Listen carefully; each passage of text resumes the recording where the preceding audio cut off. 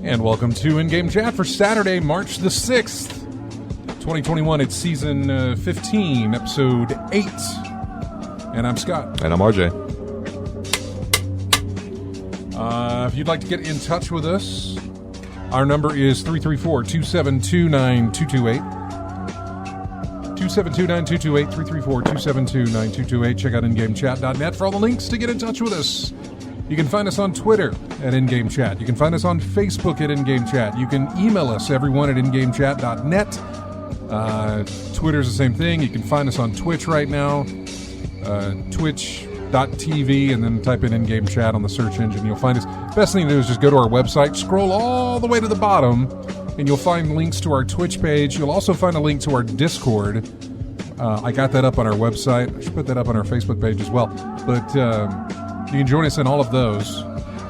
Plenty of places for you to interact with the show and talk to us and get in touch with us and be a part of it, which we would like you to be. The chat room that we've got going up while we stream the show live here, you can join in there and talk to us while we broadcast. Plenty of ways to get in touch with us. Welcome to the show. I'll make it quick. I've only played Destiny. Whoa, no, I have not. I have played more than that. I played Until Dawn. Nice. Some of it. I played some of it. Any of it is good. Chapter 3? Is that what we got? I think we got to Chapter 3. I think we finished Chapter 3 and we're on Chapter 4. Mm-hmm. I don't know how many chapters there are. But yeah, I think we're on Chapter 4 right now. Mm-hmm. And what's the last incident you remember occurring in that game?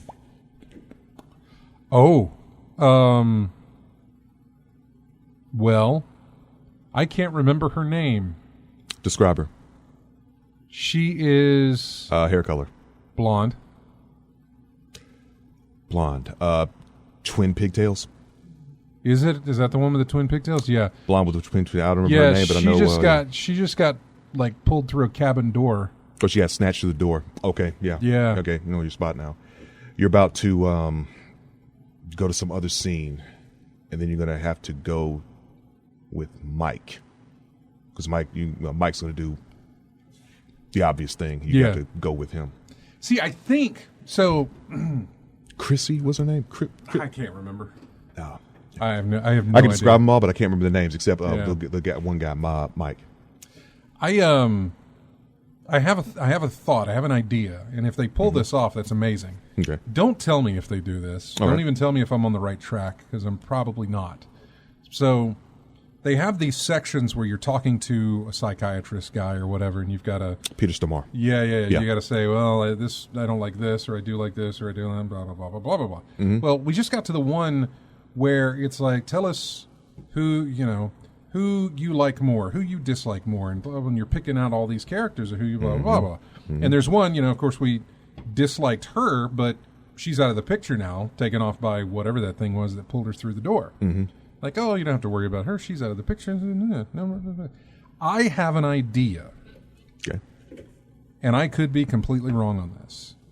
But I have an idea that the deaths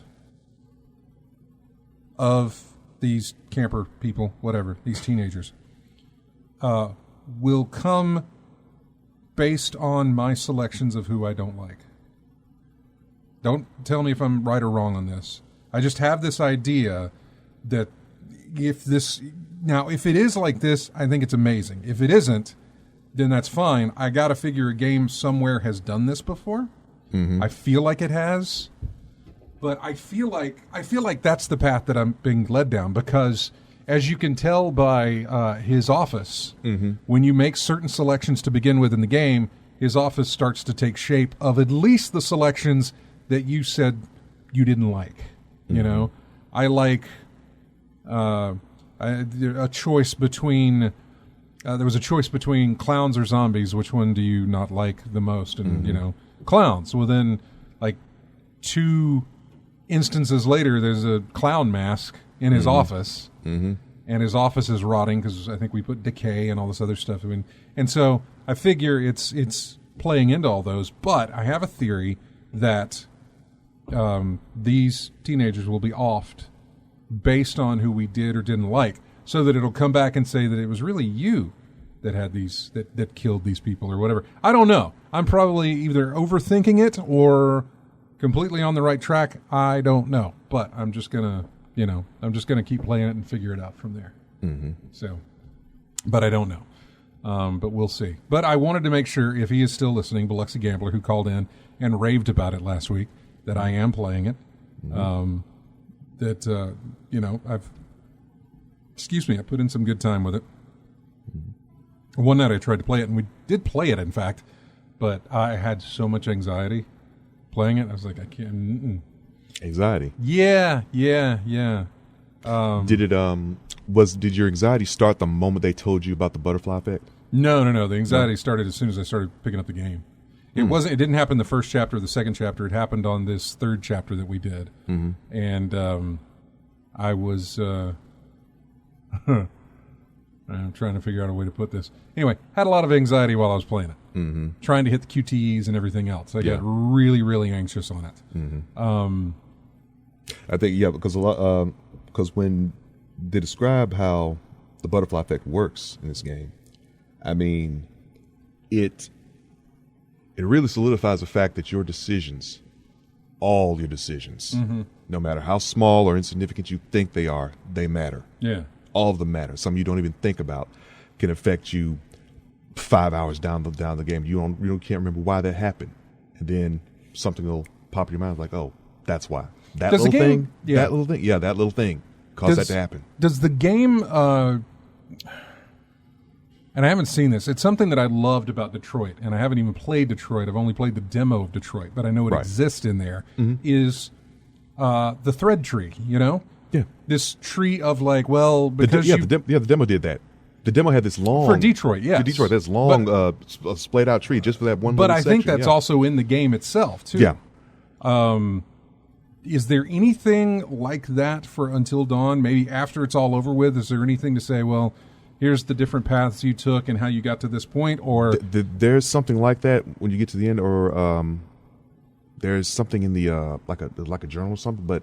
Because you did this happened, and because that happened, this happened later on. But it all started because you did that little thing way back when. Right. Yeah. There's something like that in there. Not as detailed as Detroit I believe, was, but Until Dawn has something similar to that. Okay. Just curious about that. Yeah. No, I'm interested to see where it goes. That's my first thought. And if they do it that way, it reminds me a lot of. These old, what was his name? The magician guy, David Copperfield, I think is his name. David Copperfield, yeah. Magician, yeah. Yeah, on all his little TV specials or something. I say all of them, but at least on, I think at least 2 or 3 of them that he did this sort of interactive magic. It was a card trick. Yeah. Where, pick these, and he would guess what your card is. And it was all based on math and everything else. If you... if they're going to select this and multiply by this and divide by this, they're going to always end up with this card regardless of what happens. They're always going to end up with whatever it was. Because I remember one time I did it, and then I think I had a DVR at the time, and I rewound, and I picked something else, and I picked something else, and I would go through it. And from what I understand, it was all, it's all mathematical to bring you to the same card each time. Yeah. So... which is what I'm looking at on this one. I don't think it's done the same way because people have different opinions on who these characters are. I don't know. Then that one's also kind of, listen, for the most part, everybody in this group deserves the fate that's coming to them.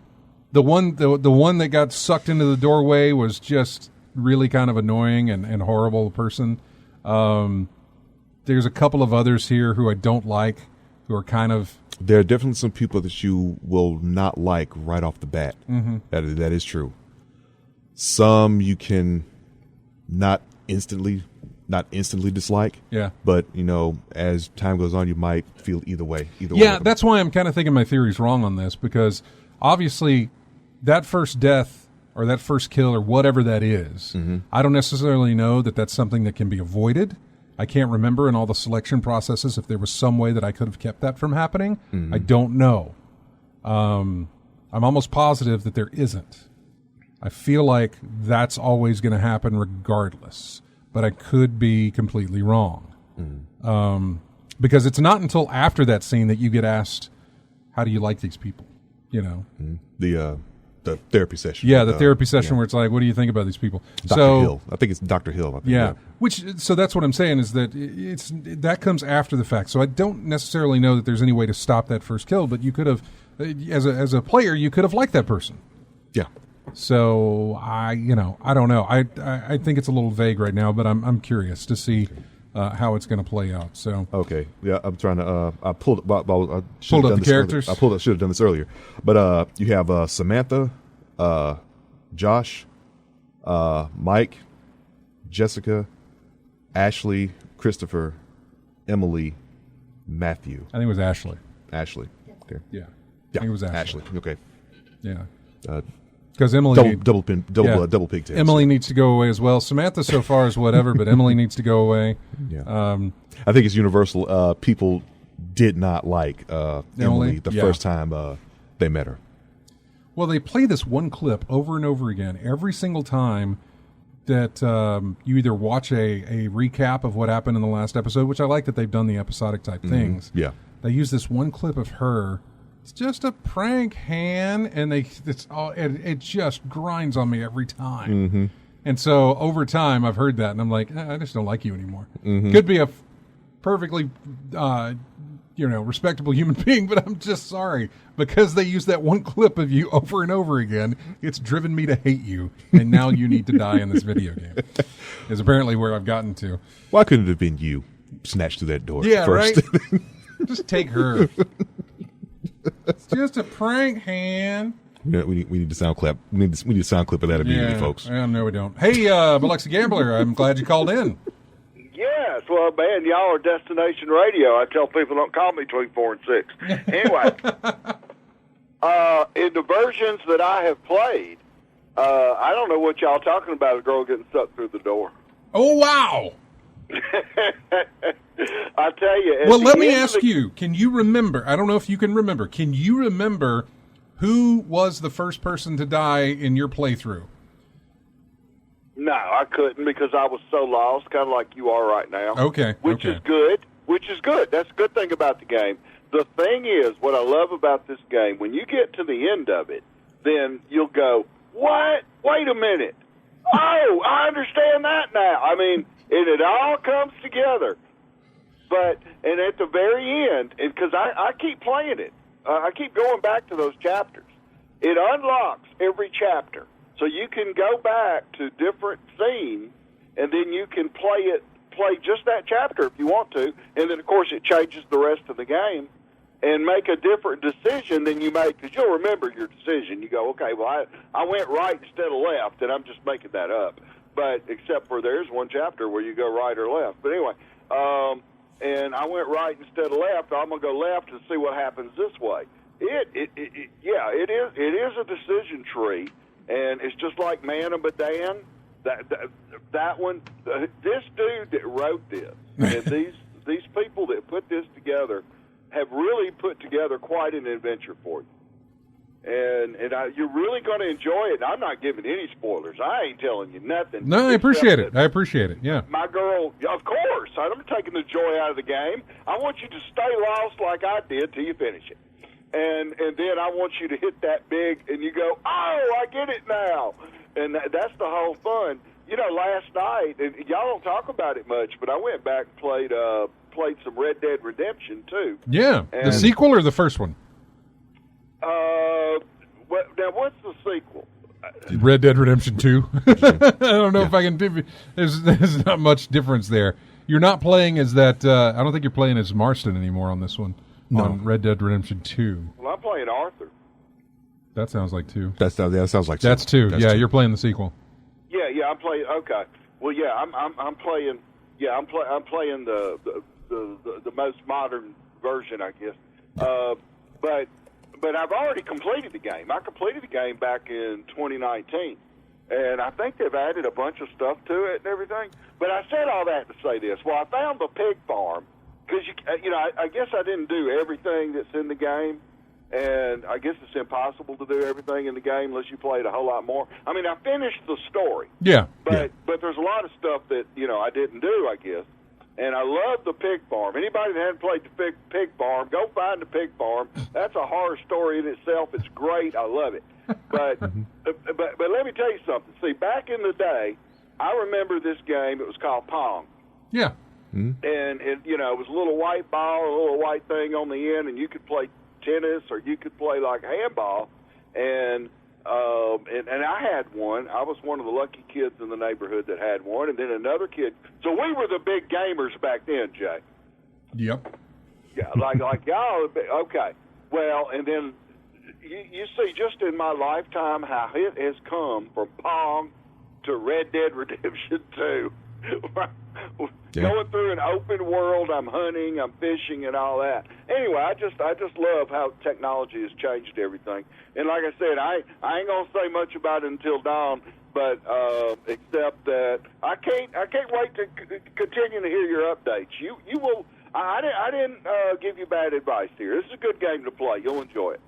All right. Well, thanks, man. I'm still going through it. Like I said, we're chapter 4, I think now is where we're at, And what you'll want to do after you finish, you'll be like me, and maybe not right away, but in between your destiny and stuff, you'll go, well, let me, and then because it shows the scenes where it'll remind you where you're at in the story, and you go, well, let me try this chapter again and see where it leads down that path, and as you get.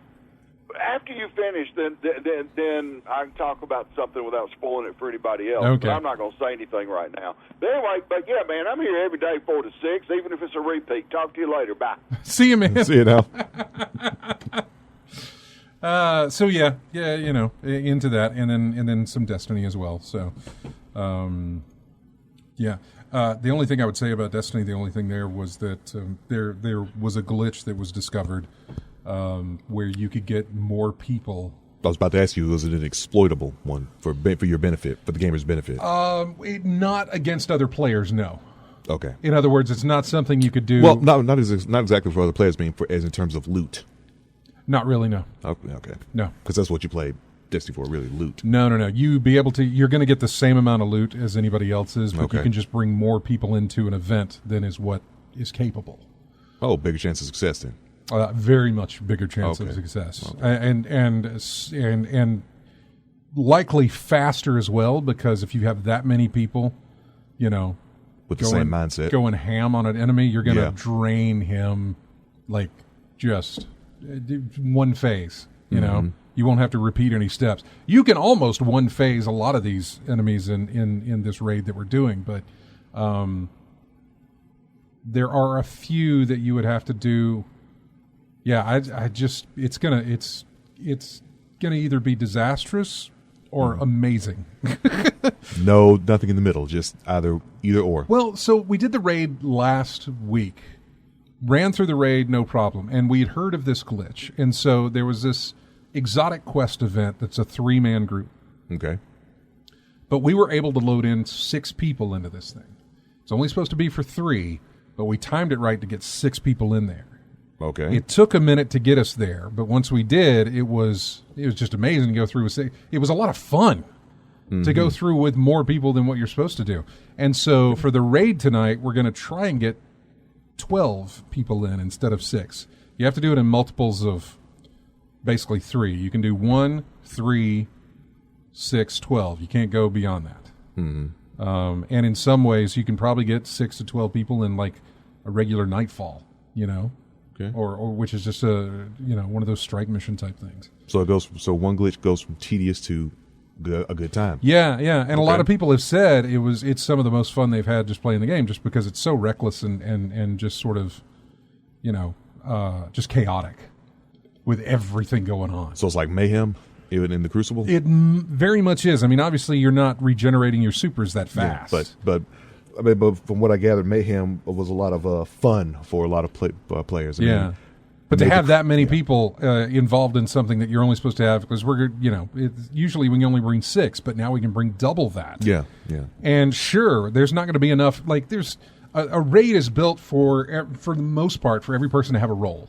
Right. You're going to be on this side, and you got to watch for this thing to turn red and do what you got to do, and you're going to be over here, and you got to watch for this thing, and blah blah blah. Mm-hmm. Team exercise. Yeah, it's very much team oriented. There's not that much that is involved in this raid that really requires a lot of teamwork. Mm-hmm. I mean, it does for like clearing the ads and stuff like that, but as far as making things happen, making the mechanics work, it doesn't really involve a lot of people. So we can let those people run around, and then everybody else can just go nuts, do whatever.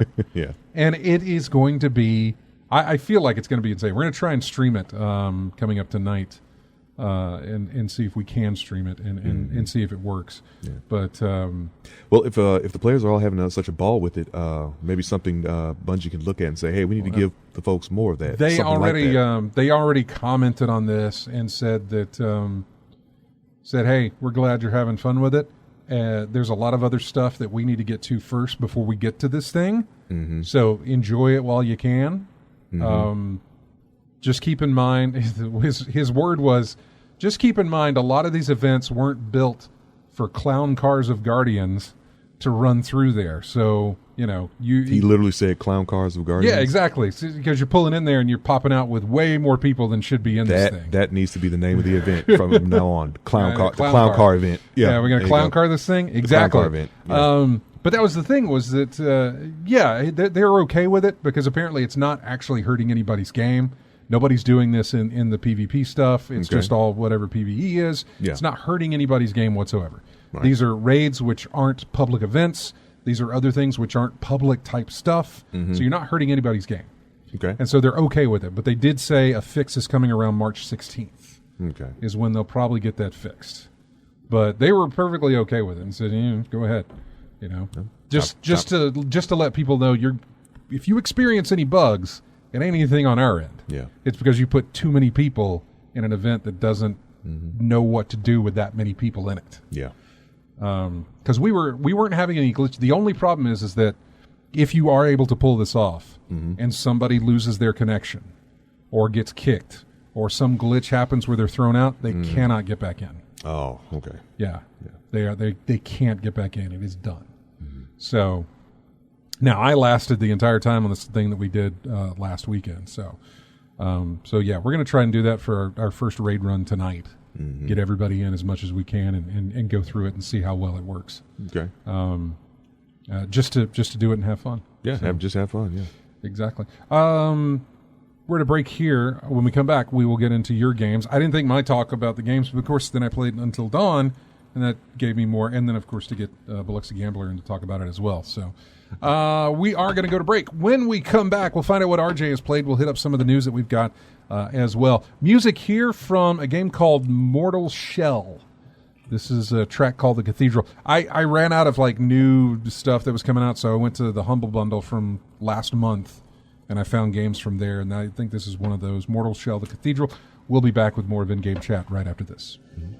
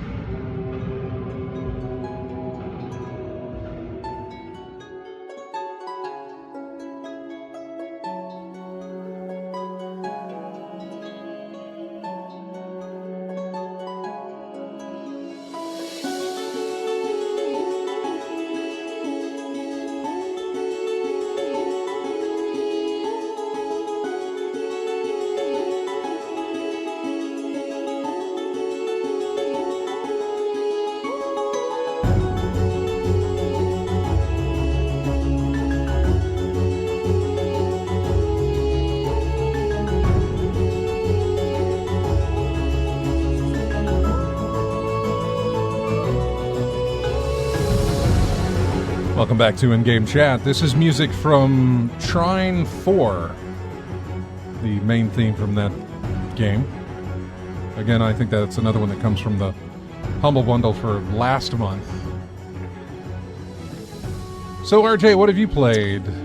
Last week I said that I had a plan to play a whole bunch of games throughout the weekend. I'd love to tell you I did, but I didn't. It was still Cyberpunk 2077. Still playing that. I just finished level 50 of the second character I made. Oh, good Lord. Look. I've been playing this like I do Dark Souls, Demon Souls, or all the Souls series. I get like 4 or 5 characters, and I play through every single one of them. But I've done Nomad, I've done Street Kid. Now I'm going to do Corpo. So see what that is all about. What limited and exclusive things, choices that this character has to make based on her background. So I've been doing that all, pretty much all this week. But now that I've done, I could start my third playthrough, glitches and all. Oh, speak of which, latest glitch. There was a legendary weapon I picked up, a light machine gun, because as a Brawler and Annihilation type, that's one of the weapons that it features, the shotguns and the light machine guns. Well, I had a legendary machine gun that I picked up, and I can't put mods on it. As soon as I put a mod in the thing, it takes the first spot. So it has 3 other slots I can put stuff into, but I went down to select them. As soon as I took another mod in there, it swaps it out and deletes the one that I put in there previously. It deletes it? Is it supposed to do that? No. The only time it's supposed to delete a mod is if you try to replace it with something else. Yeah. But if you have 3 extra slots that are open and you try to put a mod in there, it just instantly takes the top spot and deletes whatever was in there. So I can only put 1 mod on a machine that is built to take 4. Right. So I'm stuck with 1 until they fix that glitch out. I mean, it's still good as is, but it could be a lot more if I put the mods in there that I've already got available. But you don't want to take any of them, so I'll just have to switch up or stick with it as is until the thing is fixed. Yeah. Yeah. I mean, I'm still figuring out catching glitches every playthrough, so I'll probably find another one as I start on my third one. Anything else? Nope. Just that. Yep. I meant to tell you off the air, and I forgot to tell you off the air, so I'll do it off mic here real quick and tell you why I had anxiety that day playing Until Dawn. Okay.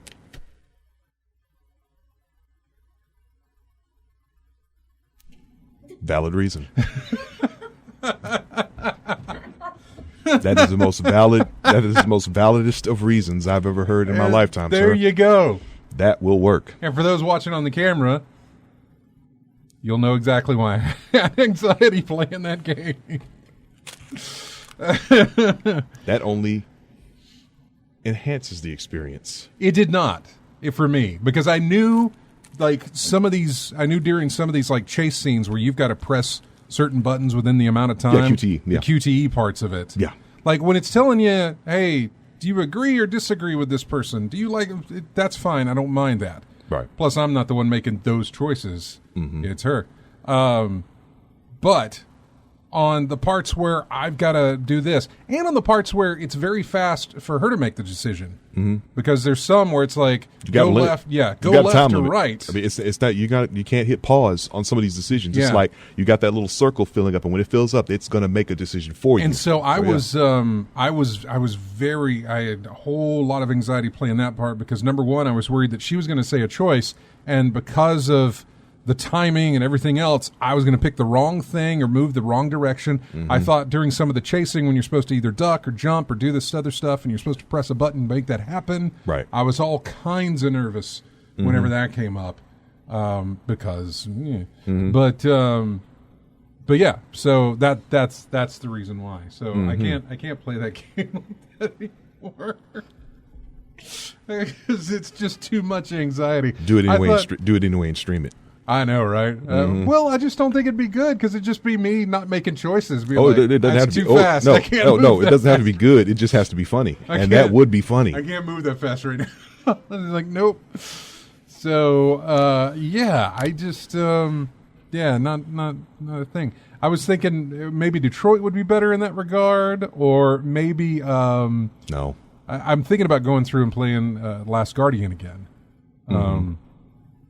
So yeah, that would be something. Maybe I don't Anyway, that was I meant to tell you that off the air, and I never got around to it. So let's jump into the news. Nabokov fan says we definitely love some more streams. We might stream the raid tonight, just because we're going to try and get as many people in there. So we might stream it tonight. If I can get all my streaming stuff set up and everything, we may do that. My worry is the audio. I got to make sure that the audio you'd be picking up. I don't even think I put OBS on my new machine yet. That's the one that works with everything perfectly, right? OBS with your stuff. Yeah. Yeah, that's what we've got here. It's just that I don't even think that I've set up OBS on my new PC that I built back in October. I don't think because I don't think I've streamed on this at all since I've had it. So I may need to do some of that. I haven't even tried that. Do a little tweaking. Okay. If we don't stream it, we will link our stream to some, because I know somebody out of the 12 people. Likely 12 people that we're going to have. Somebody's going to be streaming this, and I will link to it. Do we have enough followers to be able to stream directly on YouTube? That I am not aware. I don't know. I think we have 250 some odd followers on the YouTube channel. So I don't know if that allows us to do that or not. I'll look into some of this. He says I think all you need is 100. So I'll look into some of this. Hey, I was about to jump into news here. Before we do that, let me go to the phones here and talk to Chris. Hey, Chris. What's going on? Not much, buddy. What's going on with you? Not much. I've had an eventful week. My cell phone died Tuesday night, and luckily I was able to get a free upgrade to an S8 Plus, so I finally got it on Friday afternoon and somewhat got it restored back, of course. But what is this S8 you speak of? Is that the Samsung S8? Oh, Plus. it's a okay, gotcha.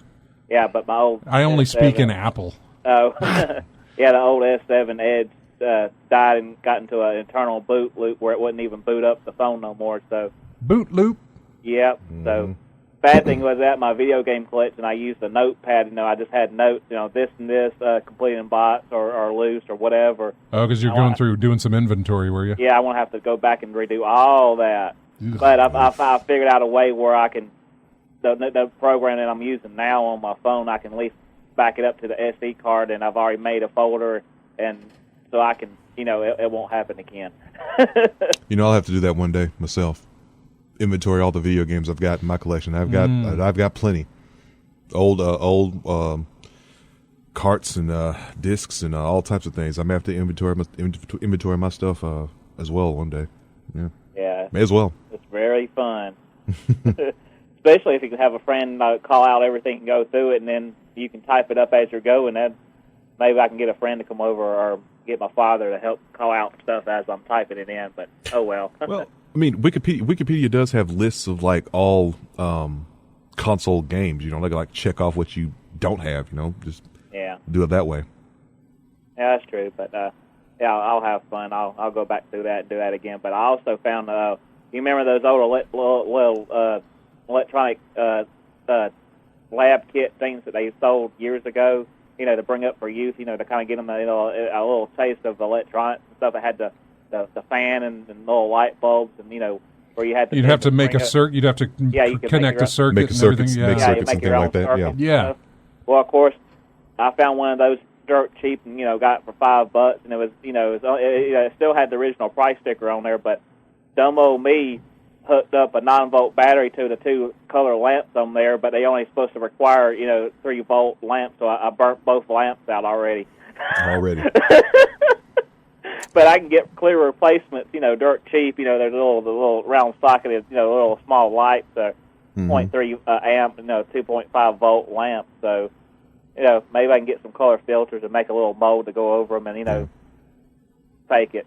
This was like decades ago, wasn't it? Yeah. Trying to see what the modern day equivalent for that would be. Something with a heck of a lot more power, probably. Yeah, but they had 2 AA batteries and a 9-volt battery, and I hooked it up to the 9-volt leads on the front. Mm-hmm. Oh yeah, there's lamps. They can hold. Nope. I read the book, and wasn't no wonder. And they said don't hook them up to the 9-volt. You'll burn them out. And I'm like, well, that's what happened. So you found the alphabet. Yeah, play with it now. Read the instructions later. Okay. Yeah, that's what we usually do, right? Yeah, right. Of course, I'll probably go back. I want to give it to my buddy's son. He's 5 years old, and I'm going to take a magic marker or something, and I'm going to write up there 3-volt max. Yeah, 3-volt max, yep. And he'll exceed that. Trust me, he'll exceed that. I guess I just gave him some clear ones, and it gave him a pack of free bulbs, and we know it's going to happen. Mm-hmm. The other thing I did, I replaced some of those old pieces of wire in there, and got some solid core wire that I had laying around the house that I had from electronics class years ago in high school. That was a whole lot better. It's a solid strand, instead of stranded wire. So I've got those refits up so he can at least enjoy it from now on down the road. That class you were saying, what was it called? Was it called Principles of Technology? Oh, no, it's industrial electronics. It was in high school. Yeah. That was what they called it in ours, Principles of Tech. It was just like a grab bag of whatever. Yeah. We didn't have that, but I'd seen stuff like that, basically like Radio Shack. You want to go that far back, but Radio Shack is where all that stuff was. Yeah, that's where it was. It was from Radio Shack. It still had the original price sticker on it. It's $19.95. Yep. Well, Chris, buddy, it's good hearing from you again. All right, y'all have a good afternoon. All right, man. Take care. Take care now. All right, bye. Bye-bye. See ya. We've got some time here. To the surprise of no one, that E3, of course, the live events have been canceled this year. It's interesting, though, because somebody found it comes from lacity.org, which I guess is the documents that were filed with the Board of Los Angeles Convention and Tourism Development Commission. And it's got a list of all these different things, the event, the date, and then the update on what they're doing. And E3 2021, arrival date is June 15th. Canceled live event in 2021. It says working with production team on broadcast options at LA Live and the LA Convention Center. Also says working on 2022 and 2023 license. Which I thought was interesting, and now I can't get it to go away. Because on some of these other things, it says working to rebook 2024, signing their license agreement through 2030, have rebooked in 2023 on all these different things. But apparently E3 has not gotten their license for 2022 or 2023. I remember the last time I went there, or one of the last times I went, where I remember reading that they had re-signed their agreement with the Los Angeles Convention Center through I don't know how many years. It was a good number of years. Yeah. Which kind of made me sad because I was hoping they were going to move it, get out of LA and go to the San Diego Convention Center over there. Has a much bigger place. Yeah. For everybody there, and it would get it out of LA anyway, which I never liked going to, but not that it matters. I don't think it matters anymore. At that time, I was hoping for it so that we could go there and do it. But looking at it now, I'm like, ooh, it's a good thing they never did, because that I don't think it's going to grow. In other words, I don't think E3 is going to come back the same. Right. I think it will come back. I just don't think it's going to come back the same. Yeah. I think because these companies have realized, we don't need E3, we can do this ourselves. That is gonna pull away. So I think it is. I could be wrong. A lot of these companies or corporations, they may look at it and say, no, we need that, and we need to be there. But there were so many that were pulling out of it before. Sony had gotten out of it, Nintendo had gotten out of it. There was a lot that had just really backed away, and EA had stopped. Yeah. And so it was just like, man, they don't need it. They don't need it. And I think last year and this year are going to show them that, you know what? They don't need it. They don't need it in the current form that it is. Maybe they need it in some other way. But it's going to be hard to figure out what way that would be that isn't already covered by things like PAX or some of the other game shows as well. Yeah. Especially where the public's involved. I would think the more people you can get at your show, the more the companies will want to be in front of those people. Yeah. And E3 just doesn't pull in numbers that generate those kind of views. They really don't. Not anymore, or not that way. You're better off with doing your own little streaming thing, or sending out copies of your demos to press so they can use it, or whatever the case may be. Yeah, we can generate hype ourselves. We really don't need eFever to do They that. really don't. They really don't need it. Yeah. So that's what I read there. Yeah, there's an article here from Rock Paper Shotgun that talks about the. It says a newly discovered Destiny 2 glitch lets players cram so many people into a team than officially allowed, and boy howdy, it's been daft. Smushing 2 fire teams together for a 12-person raid? Sure. I've seen 12 people crammed into the 3-player, one of the 3-player missions that we did last week. The glitch is tricky to pull off and presumably will soon be patched out, but I had a grand old time joining a 12-player raid over the weekend. It was maybe the sloppiest and silliest raid I've done, but we all enjoyed it. So yeah, they talk about that.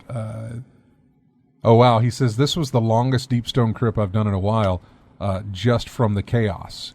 Deepstone Crypt usually runs like clockwork with everyone knowing their role and tracking the rhythm of puzzles, but with 12 players running around and gabbing on Discord, it's hard not to lose focus. Daft, chaotic, very fun, and by God, we could spit out numbers during boss damage phases, even if jostling for position did accidentally cause a few team kills.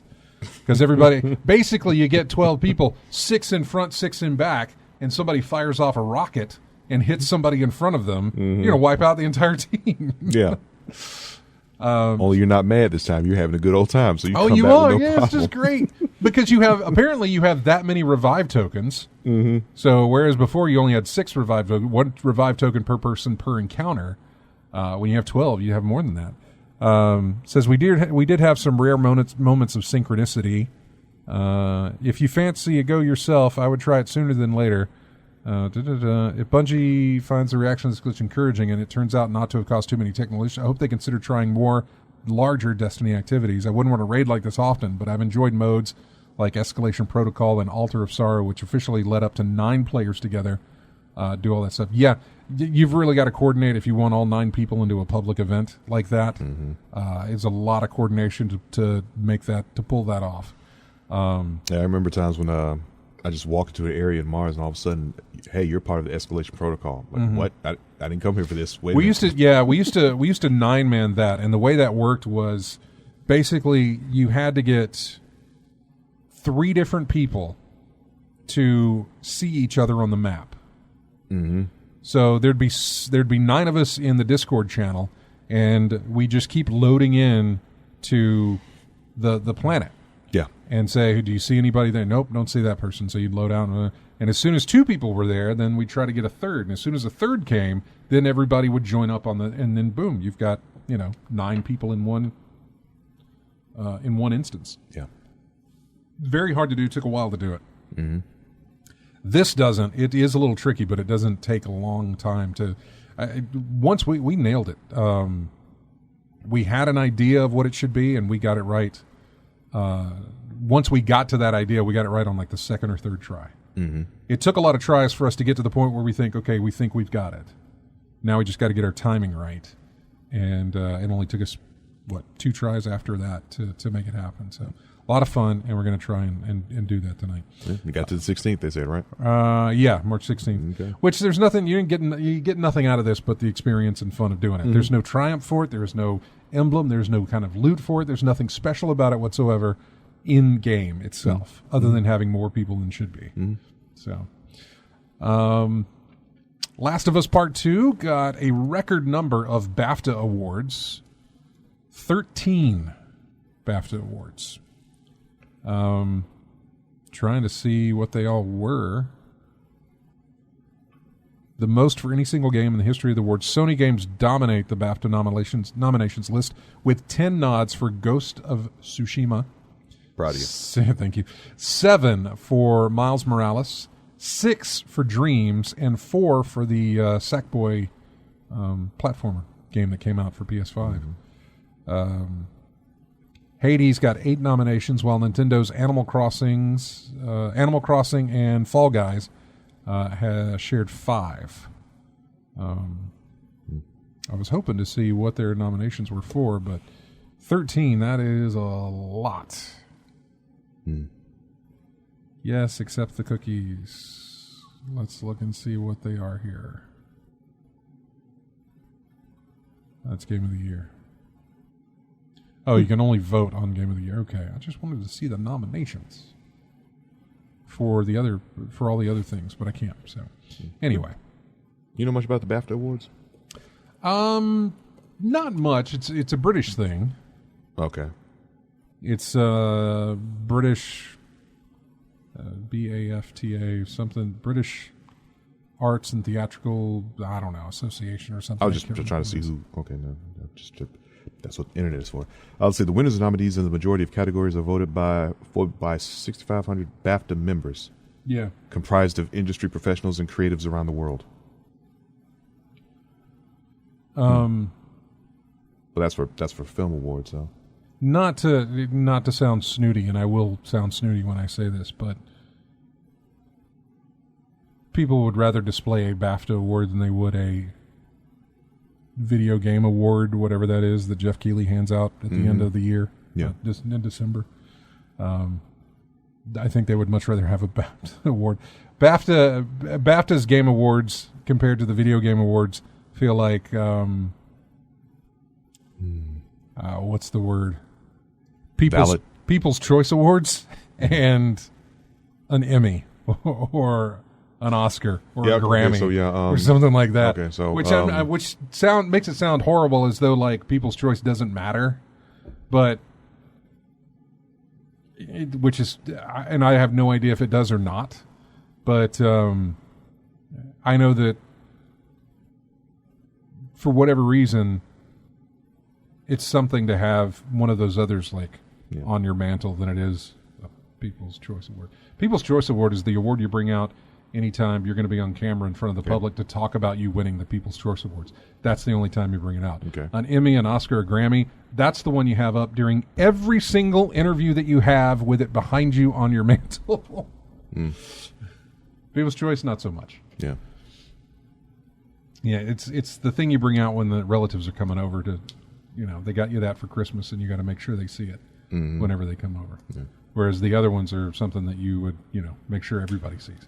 Well, I'll bring that up because it sounds snooty. Well, I'll bring it up because the thing about when you say Last of Us, I think about that whole situation again, where the industry was going to give that Game of the Year. Yeah. That was like a foregone conclusion almost. But the players Ghost. Yeah. The players said not so much. Well, interestingly enough, this is that particular game, the Game of the Year award from BAFTA, is voted on by people, by the public. The public, yeah. All the other stuff that they've got is voted on, I guess, by that committee, but the public gets to vote for Game of the Year. So you might see something different out of that. Certain folks, but the players aren't involved in that at all. And I'm not saying it's better or worse than anything else. Yeah. I just know, as seeing people talk about it, they're way more receptive. Or I say receptive. They're way more. It has more weight. Apparently, yeah, it has more weight than it does the BAFTA than the other choice. Okay, and I don't know why, but it just does. I guess I have no. Maybe because it's British. Who knows? Yeah. Speaking of Fall Guys, Epic Games bought Fall Guys, bought the studio. And we're going to talk about that when we come back, because I just looked at the time here and we're right at the top of the hour. So when we come back, we'll have that. This is a song called, it's from a game called Curse of the Dead Gods. The track is called Dark Avatar, Curse of the Dead Gods. We'll be back with more in Game Chat right after this.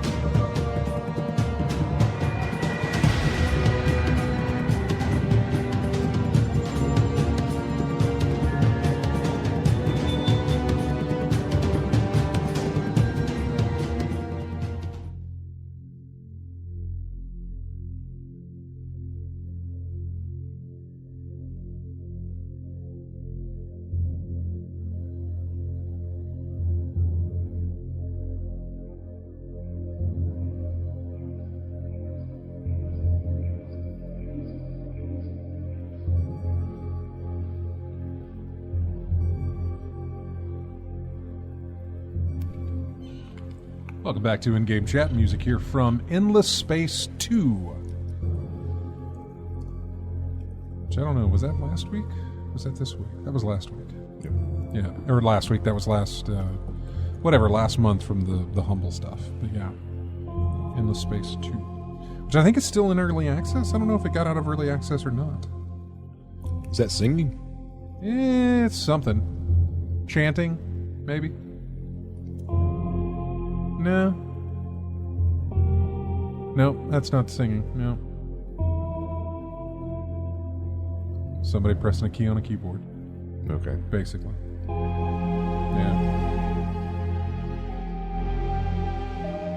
Yeah. Sounds like that rendition of human voice on the synthesizer back in the day. Remember those? Basically. Yeah. Probably exactly what it is. So Epic went and bought Fall Guys.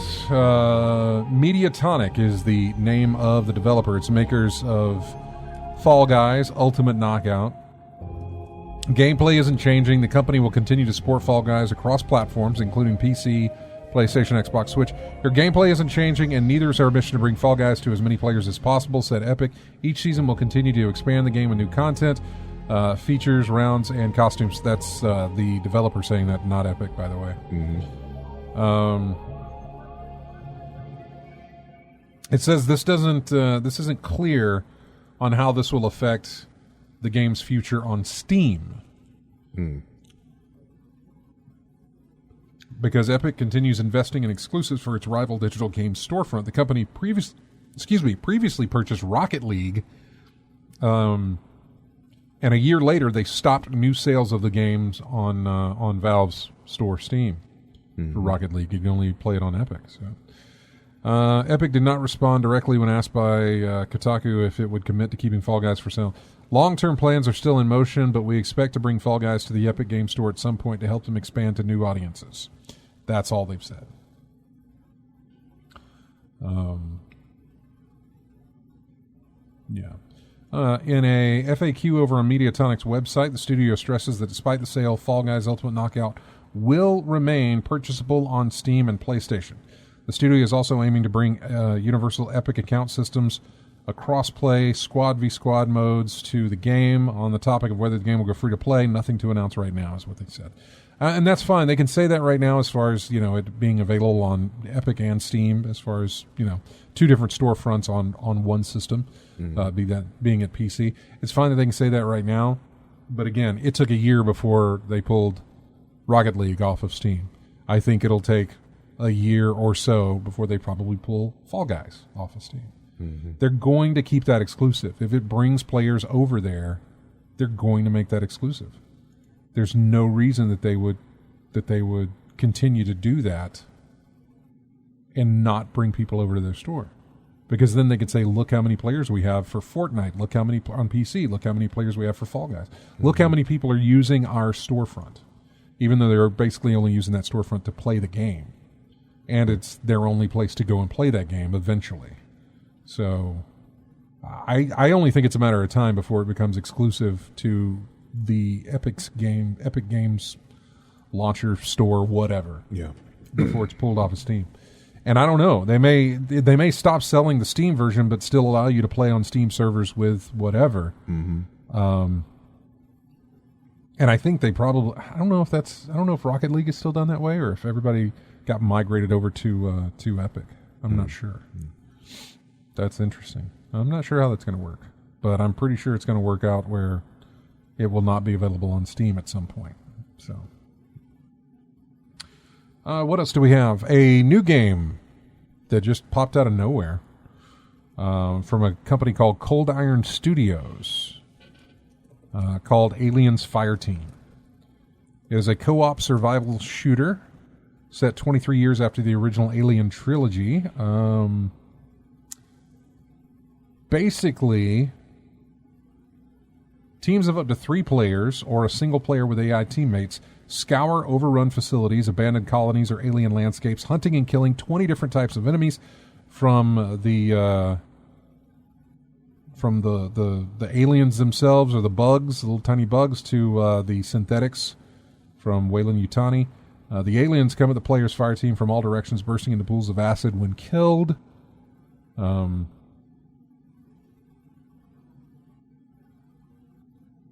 So is this like Predator hunting grounds? It seems that way, where they've Yeah. just made it that, but except there's nobody else playing the Predator. Yeah. Predator's AI. Yeah. Doesn't somebody get to play as the Somebody Predator? could play as the Predator Yeah, in that yeah. one. Yeah. Players choose from one of 5 classes, customize the characters, and then take on a series of repeatable campaigns. It's the sort of game where you might have to survive waves of enemies while waiting for an elevator to descend. To keep things from getting stale, there's a challenge card mechanic that modifies each campaign mission with special modifiers, challenging players to do things like clear an area using only headshots. So, yeah. Aliens Fireteam is coming to Xbox One, the X, the S, PlayStation 4, PlayStation 5, and PC this summer. So, not a lot of excitement for it. I'm okay. It's fine. It's not gonna. That's not a game. Just another team-based shooter. It's not gonna pull me in. It's really not gonna pull me in. Yeah. I say that it might, but I don't see that happening. So, Just on nostalgia alone, I mean, it's not going to be anything else other than that. yeah. We were talking about Epic Games earlier. The date for the trial of Apple versus Epic has been set.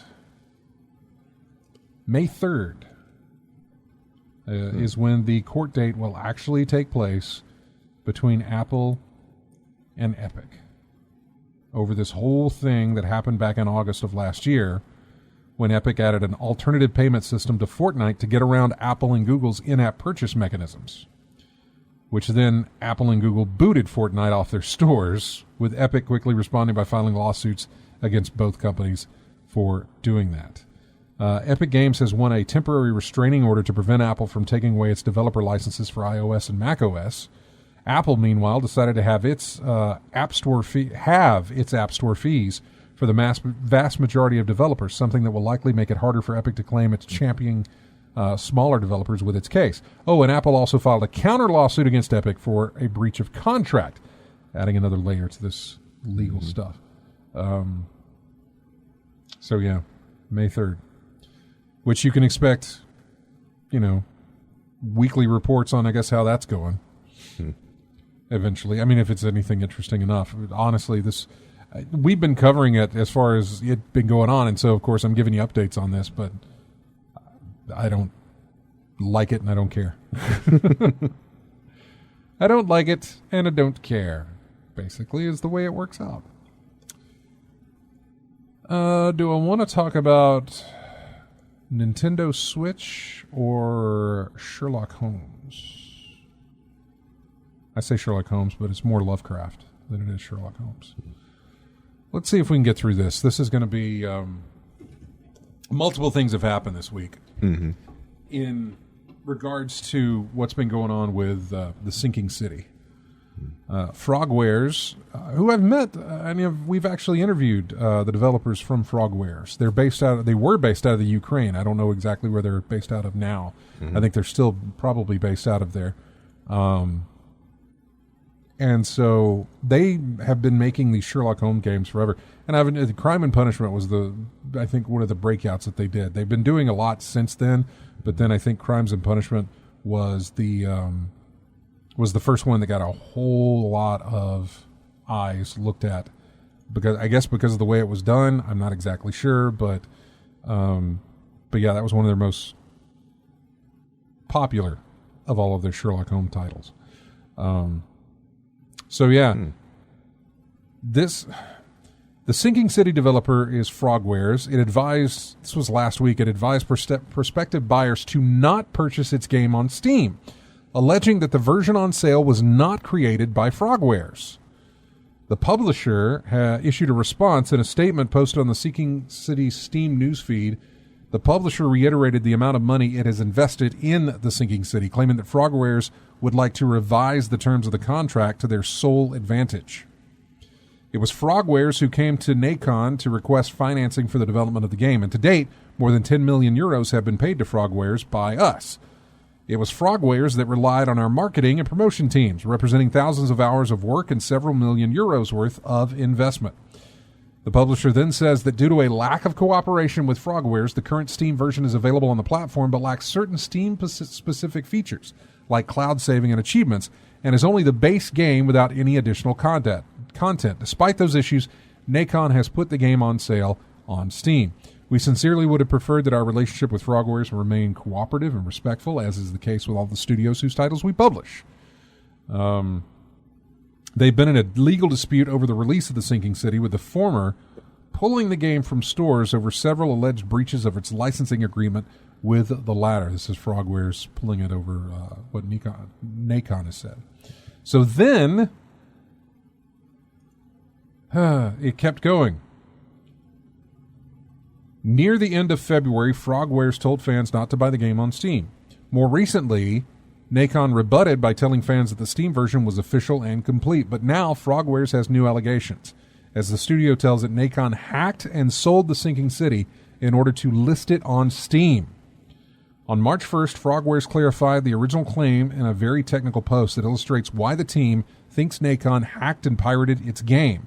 In addition, according to the Frogwares post, their version deleted all the achievements we prepared, thus removing a key feature of the Steam community. Then Nacon responded to those allegations. Frogwares persist in disrupting the release of The Sinking City, said the post. Their statement also attempts to refute claims that the version on Steam is not the complete version of the game, but also says that it wasn't able to integrate Steam-specific features like cloud saves and achievements. So yeah, this just keeps going on.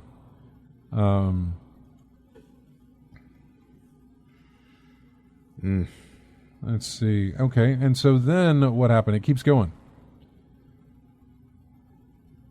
The Sinking City has now been removed from Steam following an ongoing dispute between Frogwares and Nacon, the developer and the publisher. Frogwares issued a DMCA takedown in order for its own game to be removed from the store. At the time of that writing, The Sinking City cannot be found on Steam. The studio said at the end of last week that the version of the game offered on the store was not created by Frogwares and asked players to not buy it on this platform. They responded. Frogwares retaliated, accusing Nacon of having cracked a copy of the game. The title was initially pulled from stores. So yeah, this just kept going.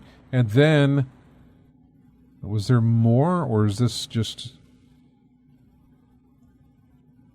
Yeah, the game... In a new statement today, they have addressed things as contractually the sole exclusive distributor. Nacon have addressed the accusations that their release of the game was based on a pirated copy. They said Nacon is contractually the sole exclusive distributor of the Sinking City game on Steam. In line with the court's decision, Nacon has repeatedly and unsuccessfully requested that Frogwares make the game available on Steam, failing which it would apply a clause in the contract wherein such a case the game would be adapted by a third party. Frogwares then attempted, without the knowledge of Nacon and in violation of their rights, to make the game available on Steam without mentioning Nacon in its capacity as the publisher. This is, therefore, clear proof that no technical impossibility prevents the game from being put back on Steam. There's a lot of stuff. At present, The Sinking City is unavailable on Steam. You still can't buy it on Steam. Mm-hmm. Man, I had not. This is the first time I'd really gone through and read back and forth on that stuff. But Drama. It's a lot of drama, but it's gotta suck for the developers, man. Mm-hmm. It has really got to. Here we put all our work into this, and now we got people who can't play it. I mean, apparently it's fine running on Xbox and all the consoles. It's the PC version that they're having a problem with. Yeah. I don't know. I really can't pick a side on this, to be honest with you. We've talked with Frogwares before. I've enjoyed their games, so I biasly tend to lean towards them on this than I do Nacon. I'm not familiar with Nacon at all, but I don't know. I don't want to tell you. I hate this because Frogwares is not like some big. They're not throwing weight around because they ain't got a lot of weight to throw. Mm-hmm. So this hurts them in the long run by not having their game in the store. But if it wasn't their game and Nacon was reaping the rewards, then maybe they weren't making any money off of the game when it's being sold on Steam. Right. Which could also be an issue. I have no idea, by the way. I also don't know if the game's available on the Epic Game Store. And if it is, why is it fine there but it's not working on Steam, you know? Yeah. I really don't know. I feel bad for them, though. Yeah. Because they're a really small studio. And maybe Nacon's a small publisher. I don't know. But I know Frogwares is a small studio, limited budget, but have made some pretty good games. You said they moved recently, right? I didn't know. The last time I talked to them, they were based out of the Ukraine, but the Ukraine was going through some stuff. They were going through some stuff, back then when we talked to them, because the Ukraine was in the news at the time, and I can't remember exactly what it was all over, but I do remember in the interview we talked about that, like how it was for them to go to work when you could hear gunfire and everything else going on in your area. And I don't mean, I know you're thinking, oh, we got gunfire here in Montgomery. No. We're talking like, just think of it like third world country type stuff, where you walk outside and it's just regular for you to hear shots being fired in the distance. Mm-hmm. It's just part of life type of stuff. And and I'm not saying it was a part of life, but it had been going on enough that was all you heard. Morning, noon, and night, you would hear gunfire, off in the distance somewhere. Explosions, grenades off in the distance somewhere. Maybe not close to you in regards to where you were, but could at any point be there. And that's what they were going through at that time. I'd have to go back and find that. But yeah, it was good talking to them. So that's interesting to see that's something going on, and I just hope it works out for them. I really, really do. What else do we have? That EA has delayed a Need for Speed game, which I didn't even know they were working on, but it's a new year, so obviously they are working on a Need for Speed game. But apparently there was a game in development in the Need for Speed franchise, but EA paused the development of that game so they could take Criterion, which were making the Need for Speed. I'm glad to hear that Criterion's still doing stuff. I know it's not Burnout. I really wish it was. But they're working on a Need for Speed game. Maybe they can find that magic that Burnout was in the next Need for Speed. I'm always glad when they're getting that work. When Criterion is working, that's good for me because it means there is a chance for something to come of this. Yeah. It is a very low chance, but it's still a chance. Yeah. And that's all that's all us Burnout fans can really hope for is just a chance that maybe it comes away and pulls us back in like it did ever so long ago. But EA pulled them off so they could help the next Battlefield game, which I'm like, okay. It's their decision, obviously, and they know what's best, but I'm like, man, who cares? Don't do the Battlefield game. Work on the Need for Speed. That's just me. So, Criterion's Need for Speed is now targeting a fiscal year 2023 for a release on that. I don't know when. I guess Battlefield will come out this fall, maybe. I don't know. How are they? Are they fast in getting out the Battlefields? I know they were fast in getting out the Call of Duties. That's at least one a year. Yeah, they prioritize the ones that get businesses are going to prioritize. But we haven't had a. I don't think we've had a Battlefield game since 2019, though. I don't think we had one last year, as far as I know.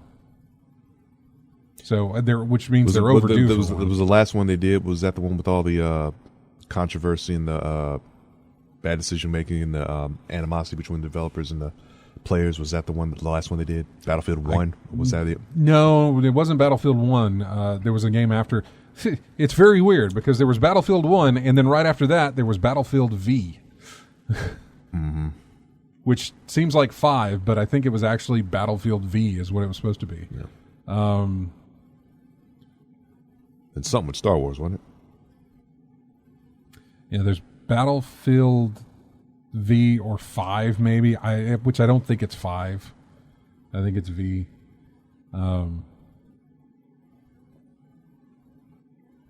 Yeah, I don't have a date of release on that thing to tell you what it was. Oh, release date was 2020. Really? October 22nd, 2020 is when Battlefield V released. Or is that the definitive edition? What about standard edition? Yeah, standard edition was 2018. And the definitive edition is apparently 2020. So yeah, 2018 was, I think that was the last time we had a Battlefield game.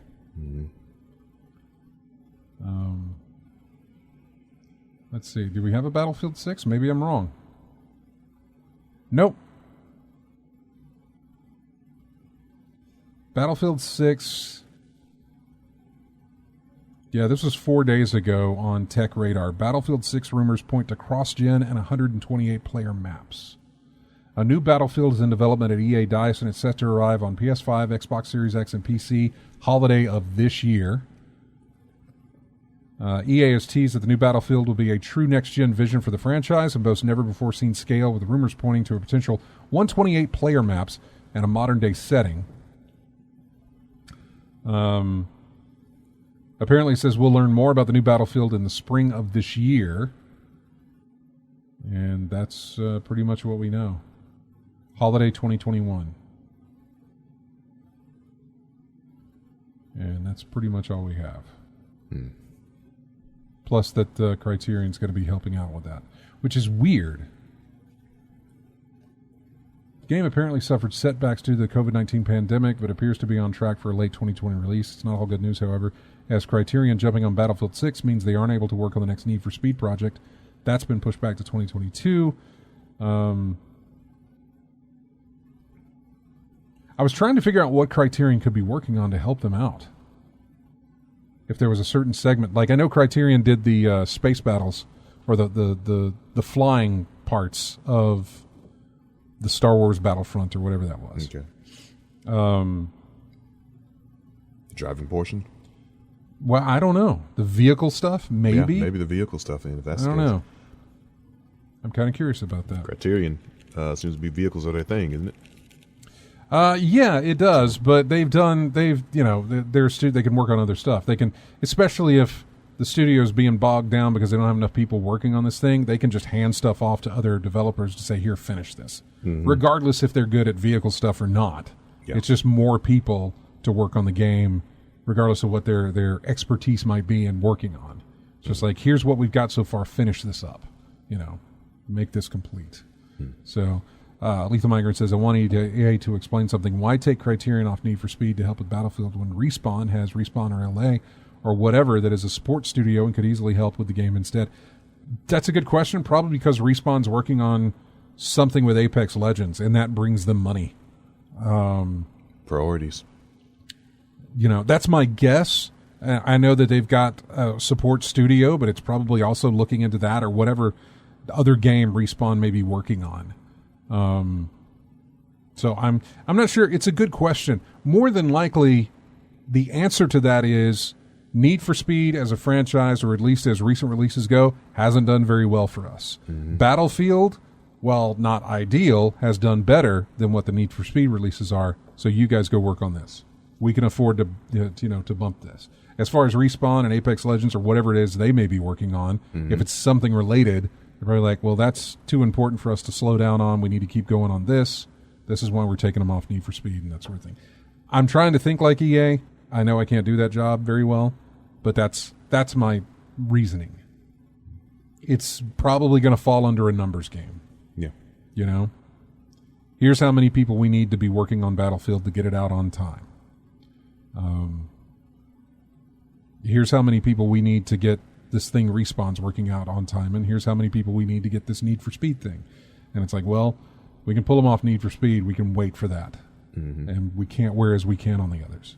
Yeah. Unless, of course, they're turning Need for Speed into something that is a games as service event to bring in more, to generate more revenue. Yeah. I don't know. It's a good question. So we'll see. Will it be worth it? Probably not, because I'm not going to play the Battlefield game. But that's me. That's just me. That is just me. Unless, of course, Criterion's... You'd sooner play Need for Speed, wouldn't you? Well, maybe. I don't know. Need for Speed I haven't really liked. Even though Criterion's worked on it, I keep hoping. I played every one of them because I'm wondering how it plays. Yeah. With the exception of the ones that Criterion didn't work on, by the way. Because there was a few recent ones that Criterion did not touch. And did it show? I didn't play them. Because I knew there was no hope for anything that might be Burnout related. So I really never touched them. And I heard some bad reviews, especially on the most recent one they released, which was kind of, I don't know if it was a reboot or whatever, but it was basically Need for Speed and had no subtitles or anything, just Need for Speed. That was it. And so, yeah. There was one called Need for Speed, I think, Payback, and that seemed to have some of the Burnout-esque things where you could do takedowns and stuff. Yeah. That seemed to have some carryover from Burnout, but apparently it didn't work. I think I've only played one. I've only played one Need for Speed title. It was kind of meh. The Run. Yeah, there's that one. That's the one. I think that's the only Need for Speed I've ever played. I never touched it. Yeah. I don't think Criterion worked on that one. I could be wrong on these, by the way. I have no idea. Yeah. But I've just never been a Battlefield player. Yeah. Kind of. So it's just like, I'm more interested to see what they do with Need for Speed. But that's just me. Okay. Hey, coming up when we come back, we'll talk about Nintendo because I opted to go for the Lovecraftian thing over the Nintendo thing. But we'll talk about Nintendo and possibly a new Switch that could be released this year. We'll give you more of the details on that when we come back. Music here from Valkyrie Chronicles 4. Is it Valkyrie? Valkyria? Valkyria. Maybe. Valkyria Chronicles 4. I'll look it up. Is what this is from. Heck of a time to look it up, right? Yeah, go ahead. We'll find out later. But anyway, that's what it's from, and we'll be back. I think it's the main title for the game. We'll be back with more in-game chat right after this.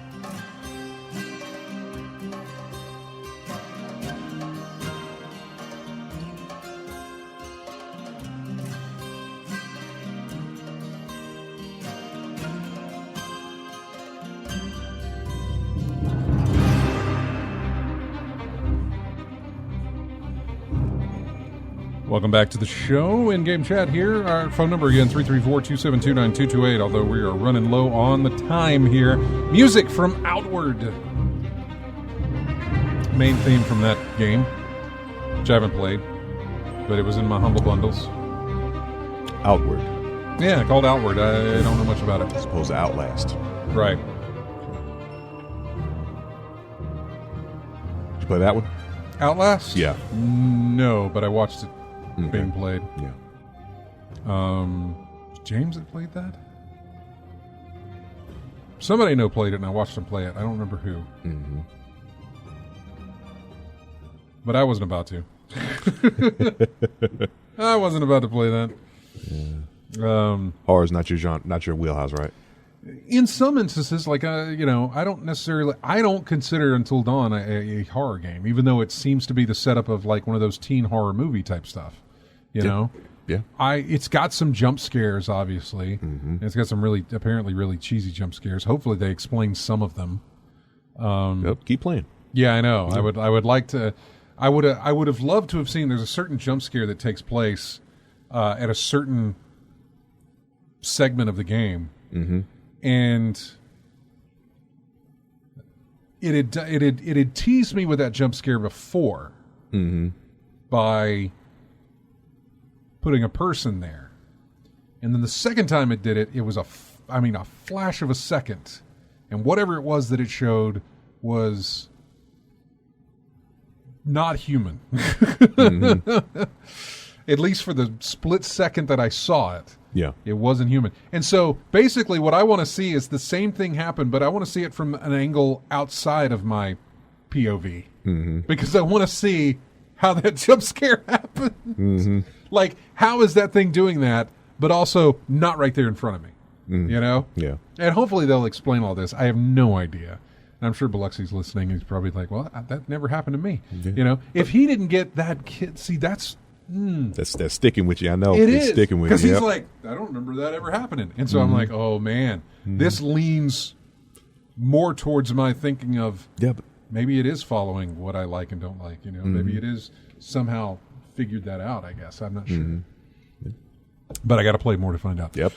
Drunk Degenerates joined the chat room, says, I didn't expect it, but Valheim really sunk its Viking fangs deep into me. I've been playing a lot these days. Oh, it hooked you. It hooked him, Yeah. has not hooked me, although I haven't played it. So, I mean, I don't know that it would. I've looked at it, and it doesn't look like it's going to hook into me, but I don't know. You know, you start to get that peer pressure. You start seeing more people on your friends list start playing something. You're like, well, what is this? Yeah, I mean, if you Let me see see what this is about. Yeah, if you see, I mean, aesthetics. I mean, aesthetics really don't mean too much for the game. Is really fun to play with. Really, I mean, at this point, we expect. I mean, with all the technology available, I think we've talked about it before. With all the technology available, we expect you to be graphically nice. In fact, you better be, because you're gonna get crucified if you don't. Yeah. But there's some games that don't require graphical excellence to be good. Like Minecraft, still blocky characters, right? But it's still a fun game to play. It's got everybody playing, right? Creatively, and there were times I would come back and forth into Minecraft where we'd play it and then we'd stop and then we'd get that bug in us again to where we kind of want to just go out there and build something, and we did. And or a lot of those titles that have the retro look, but it's really fun to play. Yeah, you know.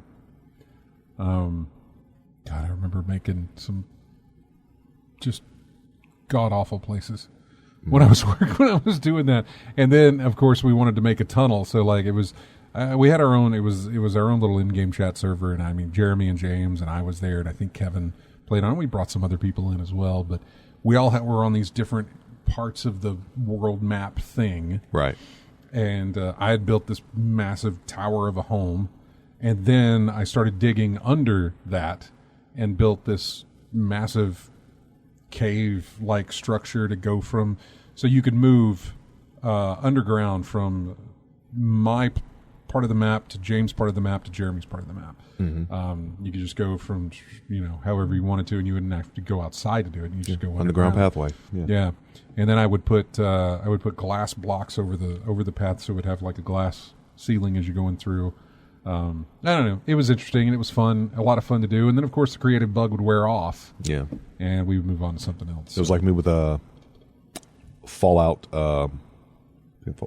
Yeah, building settlements for people in the wasteland. It got to a point where you could, where the bugs or the hacks or whatever came in, and you could just have infinite resources. And you could see how creative could you get with the materials they give you.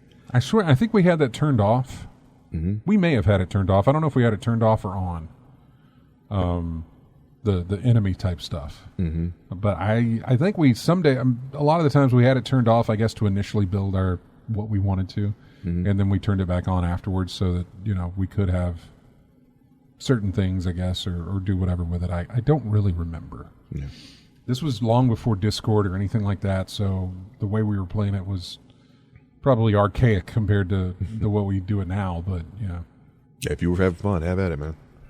And we did, yeah. Last year, it was reported that a new model of the Nintendo Switch would probably be out sometime this year. Now we got some more specific details. The original report was very light on those, saying only that Nintendo has looked into including more computing power and 4K high-definition graphics into a Switch. That has now been clarified to say that the new model will feature an OLED screen made by Samsung, which will be 7 inches across. Current Switch models are 6.2, so it would be going up about an inch. And it'll feature a 720p resolution. It will also, perhaps even more importantly, output 4K visuals when connected to a TV, which is a pretty big difference going from 720 to 4K when docked. Yeah. Bloomberg's report says production on the new screens will commence in June, with the display slated for shipment to assemblers around July, meaning this new model would be ready in time for the holidays. I don't know what it'll be called. Switch Plus, Switch 4K, some will switch at the title. Switch U. Right? Maybe. Because you know how their naming goes. Yeah. Yeah, I know. 720p handheld, 4K docked, which tends to lead me to think that the dock itself will have some sort of power to it in order to push that resolution to 4K. Because right now the dock for the current Switch does absolutely nothing. It charges the system if you plug it in, and it allows it to go to to be displayed on the TV, but it actually doesn't do anything other than that. It's the system itself that displays the 1080p or whatever it is.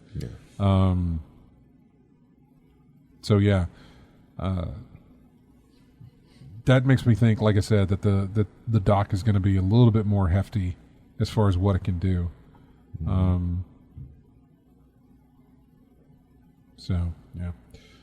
I don't know. And how much will it cost? Will they phase out the old one? Because once you've got this, why would you, it just, like, I understand having SKUs on the table of different kinds, but you've already got a light and a regular. You've got a light which doesn't dock. It's completely handheld all the way. Is that getting revamped to just be one that's, just 720p output handheld? That's it? I don't know. It doesn't say anything about that. It's possible that it could be. And then, what do you do with your regular Switch when you've got this one out there? Just let those sell through and then continue to sell this one? You're going to put it out there for the same price? Seems a little difficult to do, to put it out there for the same price. It just means that nobody's going to buy your original one that's still sitting on the shelves. Most of those aren't sitting on the shelves, though. As we know, the Switch was kind of hard to get for a while there. I think it's actually better now, but this time last year, or a few months into last year, I think around April, May, it was hard to get a Switch. And then for the summer, it was very difficult to get a Switch. So, I don't know. We'll have to wait and see.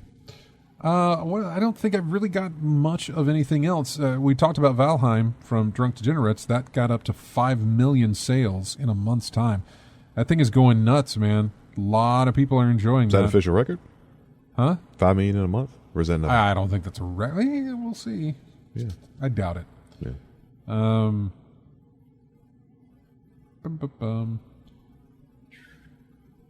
5 million units is a huge milestone for any game, and to achieve this in 4 weeks is remarkable. We are incredibly, just remarkable. Yeah, I don't think it's, I don't necessarily know that that's a record. I'm not sure exactly what the record would be. But most video game sales, most sales in a month for a video game title. You'd have to look at like Call of Duty, I believe. Call of Duty is going to win that one. Okay. That or maybe a Halo. Ooh, might even be a GTA.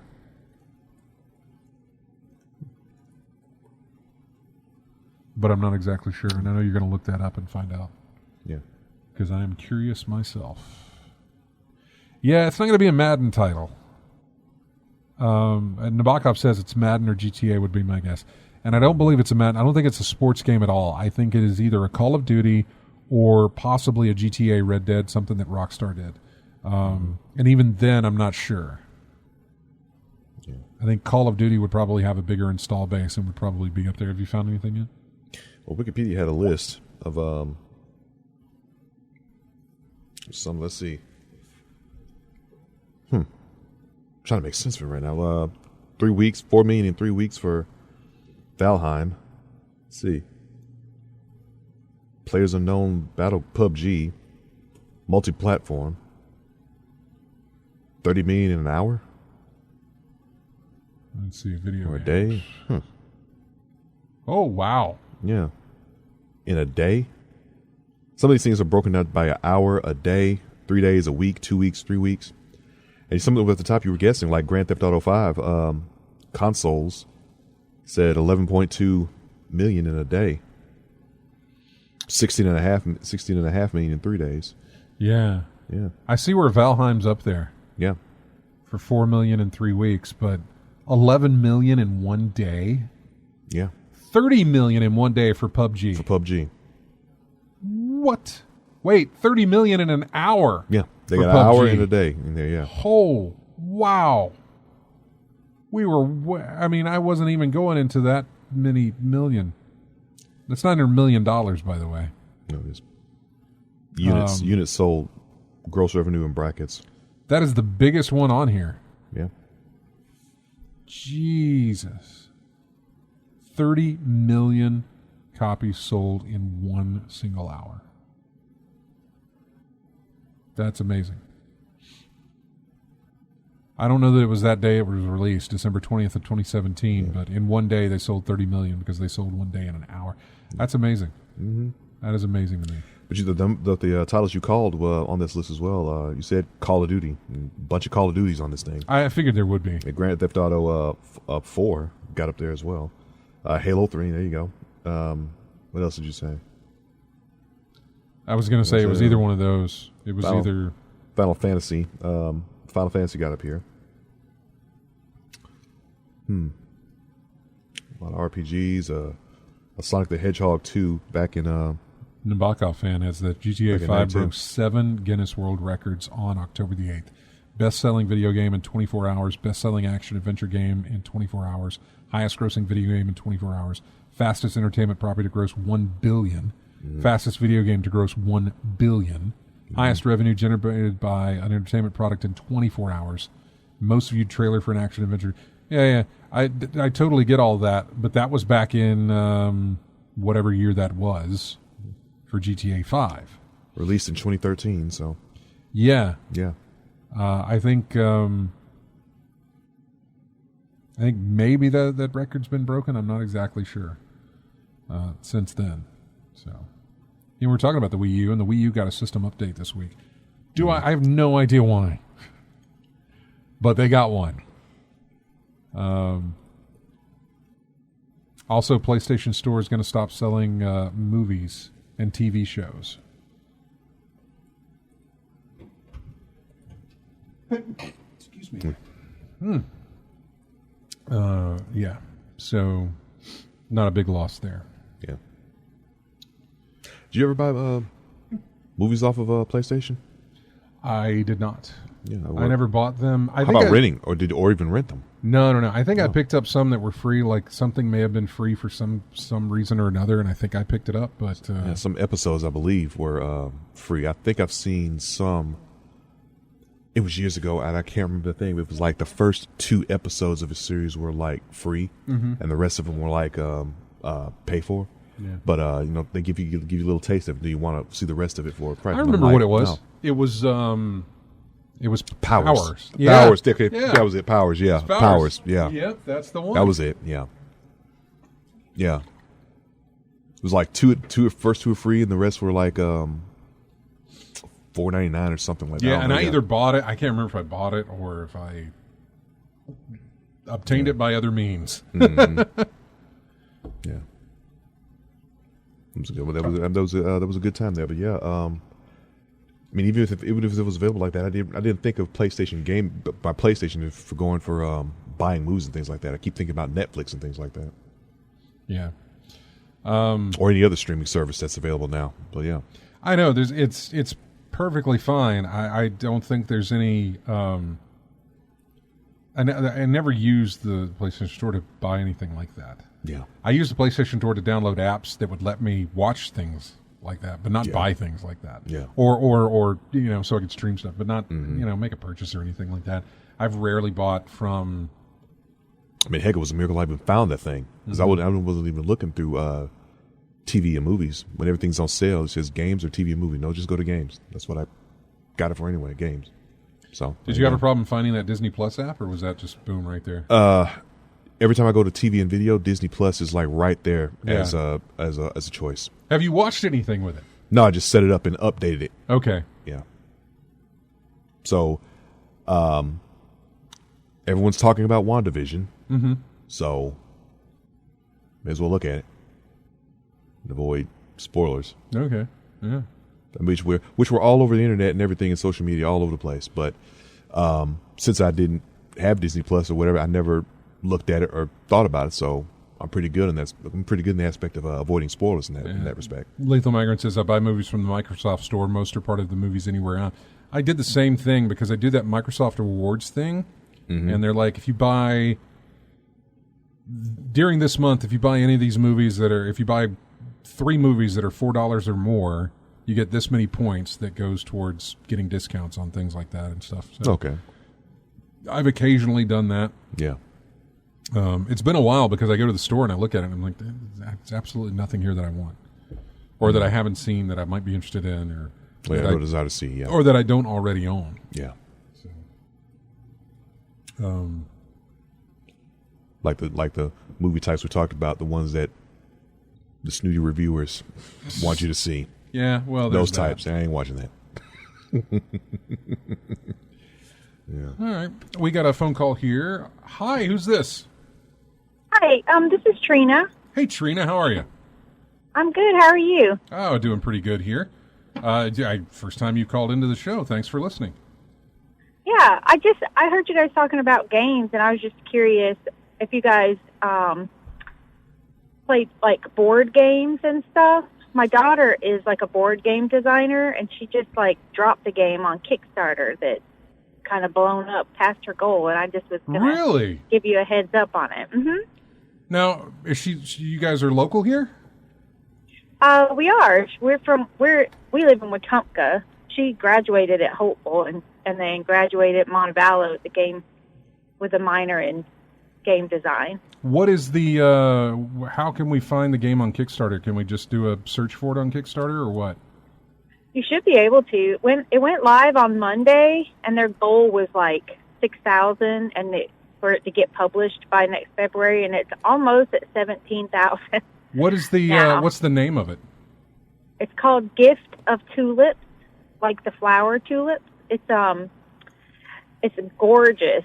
It's a card game, and it's just about like building flower bouquets or what to do with flowers. It's a strategy game kind of for, like 4 to 6 players, but it's really pretty. She's the brains behind it, and another friend of hers did the art, but it looks fantastic. Is this Weird Giraffe Games? Yes. That's okay. And they're based in Huntsville, I think. Really? That is interesting. Mm-hmm. Yeah, So it's been a long time since I played board games. About the only time I would play board games is when I would be on trips to like gaming. I would go to gaming conventions, and they would have They would have board games for you to pick up and play. Because, for one, I was an only child, and so I didn't have a lot of people to play board games with. Yeah. And 2, from what my parents would tell me, I was a horrible person to play a board game with anyway. Because as a young child, if I wasn't winning, it was horrible. So they had to, bend the rules for me. But I do enjoy board games. That's one of the most fun times that I have going to these Penny Arcade Expo PAX and things where we go to San Antonio or Seattle, was meeting people who are making new board games and trying their games out and realizing, you may have met her. Who knows? She's been going to. She's been pitching games for the last few years when she was still in college, and she does a lot of game testing, play testing at all of the conventions and stuff in the, close around states at least. Yeah. But yeah, she's a little brainiac, but she was really motivated to get this one because she's a gardener and she's vegan, and she's just all about, gardening and flowers and just all this stuff. And it's got a really good concept, and it's really easy play, like 20 minutes or so, with like 4 people. but it's really fun. There's a lot of good feedback. If you, I just figured I'd let you guys know since you're talking about games. Yeah, we're looking at it now. 803 backers. You had a goal of 6,000, but you've already made 17 grand off of this thing, which is amazing. For her to get that with probably very little help or press or anything like that. So I mean, I'm new to like even looking at Kickstarter because I'm like, how do I do this? How do I push a button and give you money? And she's like, well, you got to do it like this. And so we're kind of new to it. We've been watching it almost like it's like the election poll results or something like that. Well, Trina, ooh, it's up even more. We have got to run on this, but give me a call back next week so we can talk more in depth about this. If you could, we'd love to. We'd love to talk to you about it, and you know, it's just great. Right. Game maker who's local, that sort of thing. Pretty awesome. Yeah. So, all right. Thank you so much. Thank you. Bye-bye. Take care now. We are way over time. We got to run. Thank you so much, everybody. Don't forget to join us on all of our stuff. Like I said, we're behind. Have a fantastic week. Music here from a game called Loop Hero. We'll see you next Saturday on In Game Chat.